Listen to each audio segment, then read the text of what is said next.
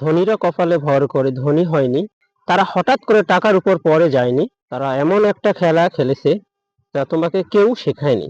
আর তারা তোমাকে সেটা শেখাতেও চায় না, কারণ তুমি একবার নিয়ম শিখে ফেললে তখনই তুমি হয়ে উঠবে হুমকি। এটা শুধু তাদের জন্য যারা ভাঙতে চায় শিকল, যারা নিজের জীবন পাল্টাতে চায়।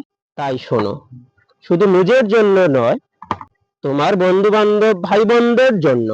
এই 7টা গোপনীয় সত্য তুমি মনে প্রাণ দিয়ে কাজে লাগাও, তাহলে 12 মাসের মধ্যে তুমি হয়ে উঠতে পারো একজন মিলিনিয়ার। কারণ এটা শুধু স্বপ্ন নয়, এটা তোমার বাঁচার পথ। নাম্বার 1, ধনীরা কখনো সময়ের বিনিময়ে টাকা নেয় না, তারা মূল্য দিয়ে সম্পদ গড়ে। তুমি যখন সকাল সন্ধ্যা চাকরি করো, তখন তারা এমন সিস্টেম বানায় 24 থেকে 7 ঘন্টা কাজ করে।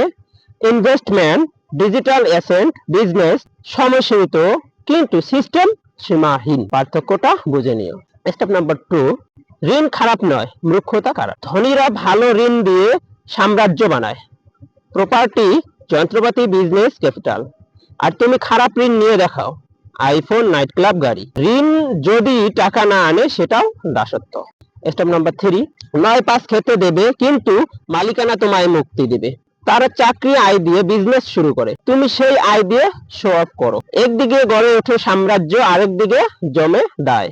নিজের কিছু তৈরি করো, যেটুকু থাকে সেখান থেকেই শুরু করো। তোমার নেটওয়ার্কই তোমার সম্পদ। তারা কখনো হতাশ নেগেটিভ মানুষের সঙ্গে সময় কাটায় না। প্রতিটি বন্ধু কিছু না কিছু জ্ঞান, যোগাযোগ, মূলধন। যদি তোমার পাশে লোকেরা তোমায় টানছে না, তারা তোমার শক্তি খাচ্ছে, কেটে ফেলো।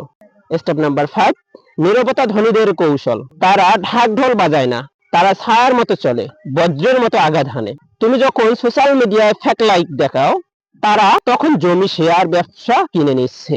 চুপচাপ কাজ করো, ঝড় তুলে দাও।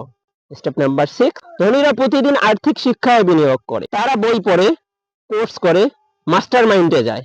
আর তুমি নাটক, ফুটবল, পণ্য দেখো। আজকের দিনে জ্ঞানই শুধু টাকা, শিখো নইলে গরিব থাকো। স্টেপ নাম্বার 7, তারা বিক্রি করে শেষ কথা। প্রতিটা মিলিয়নিয়ারই বিক্রেতা।